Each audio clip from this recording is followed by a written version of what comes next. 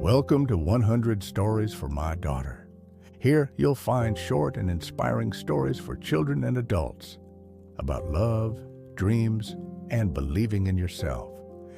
Each story is a small gift for the soul. Listen, share, and be inspired. In a peaceful meadow surrounded by tall trees and soft whispers of wind, a woman planted a seed given to her by a kind old gardener.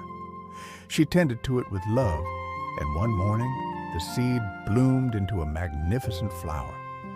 Inside the flower sat a tiny girl, no taller than a thumb.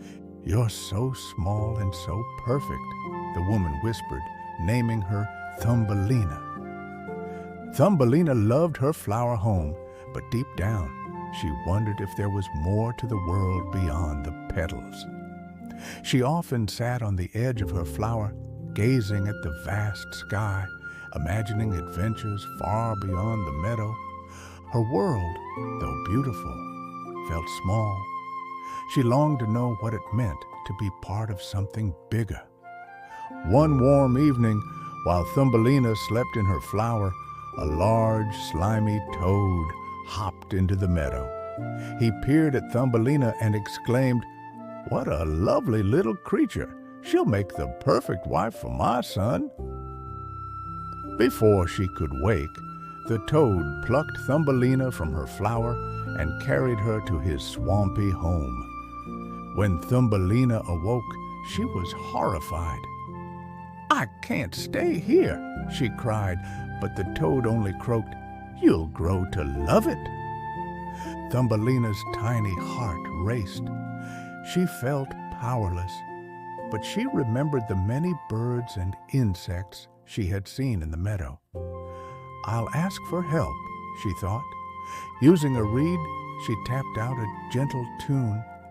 The sound carried through the swamp, and soon a school of fish appeared. "Please," she begged, "can you help me escape?" The fish gnawed through the roots, holding her raft in place, and Thumbelina floated away on a lily pad, leaving the toad far behind. As Thumbelina drifted through a sparkling stream, she marveled at the beauty around her. A colorful moth landed beside her, its wings shimmering in the sunlight. "Where are you going, little one?" the moth asked. "I don't know," Thumbelina admitted. "I just know I don't belong in the swamp." The moth chuckled. "Life isn't about knowing every answer right away. Sometimes you just need to enjoy the journey. Watch the stream, listen to the breeze. They'll guide you." Thumbelina smiled, letting the soft wind ruffle her hair. For the first time, she stopped worrying about where she was headed and began to enjoy the ride. As the days grew colder, Thumbelina's raft drifted into a dense forest. She stumbled upon a tunnel leading into the earth and, curious, ventured inside. The tunnel was dim and silent, and Thumbelina soon met its owner, a solemn mole named Mr. Mole. "You look tired," he said. "Come rest in my home. I'll keep you safe from the cold." Grateful, Thumbelina accepted his offer. Mr. Mole showed her his collection of treasures from the underground, smooth pebbles, glistening roots, and tiny crystals. "You could stay here forever," he offered. "It's warm, safe, and predictable." But Thumbelina felt uneasy. The tunnel, though comfortable, was dark and lifeless. "Don't you miss the sky, the wind, or the flowers?" she asked.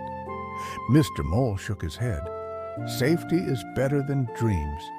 Dreams can hurt you." Thumbelina thought of the stream, the moth, and the meadow.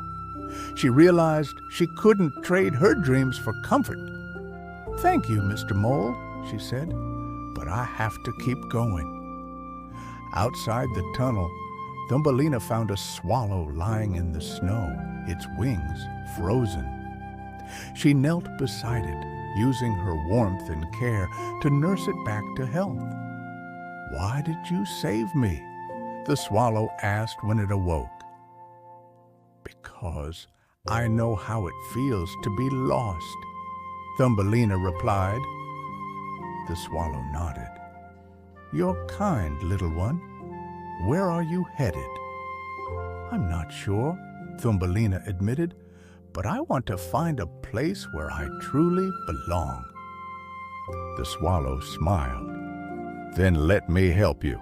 Climb on my back, and I'll take you somewhere magical." As Thumbelina clung to the swallow's feathers, they soared into the sky. For the first time, she saw the world from above, rolling hills, glistening rivers, and endless horizons. "It's so big," she whispered, her heart filling with wonder. "Yes," the swallow said, "and so are you, in your own way." The swallow carried Thumbelina far south to a land where the air was warm and the flowers bloomed year-round. They landed in a lush garden filled with tiny people no taller than Thumbelina. "Welcome," said one of the tiny folk, a boy with golden wings. "We've been waiting for someone like you." "Me?" Thumbelina asked, surprised. "Yes," he said. "Your kindness and bravery brought you here. This garden is for those who follow their hearts and dare to dream." As Thumbelina explored the garden, she felt an overwhelming sense of belonging. These tiny people didn't see her as small or weak. They saw her as strong and special. In the garden, Thumbelina found her true home. She helped plant flowers, tell stories, and create music. Her small hands were perfect for delicate tasks, and her voice inspired others to dream big, no matter their size. One day, the swallow returned to visit her. "You found your place," he said. Thumbelina nodded, her heart full of joy. "And I've found myself. I'm small, but my dreams are big, and they make me strong." The swallow smiled. "Then your journey was worth it." From that day on, Thumbelina lived happily, knowing that her size didn't define her strength.